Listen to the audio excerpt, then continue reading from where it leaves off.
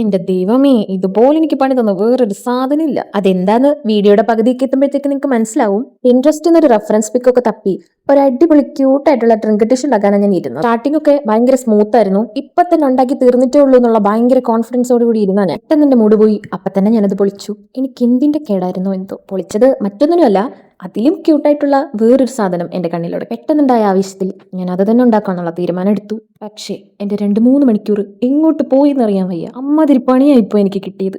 ഇനിയിപ്പോ പറഞ്ഞിട്ട് കാര്യമില്ല. എന്താ ഉണ്ടാക്കാൻ പോകുന്നതെന്ന് നിങ്ങൾക്ക് മനസ്സിലായോ? എന്റെ ആദ്യത്തെ വീഡിയോ ആയ മഷ്റൂം പ്ലാന്റർ പോട്ടിന് ശേഷം ഇതാ ഞാൻ അവതരിപ്പിക്കുന്നു വീണ്ടും ഒരു പ്ലാന്റർ പോട്ട്. ഇതൊരു കാറ്റ് പ്ലാന്റർ പോട്ടാണ്. പണിതന്നു എന്ന് പറയുന്നതല്ലാതെ എന്ത് പണിയാ കിട്ടിയെന്ന് ഞാൻ പറഞ്ഞില്ലല്ലോ. ഇത് തന്നെയാണ് പണി. എങ്ങനെയൊക്കെ ഇട്ട് പണിഞ്ഞിട്ടും ഒരു തരത്തിലും ഇതിന്റെ ഷേപ്പ് കിട്ടുന്നുണ്ടായിരുന്നില്ല. ആരാ ഇത്?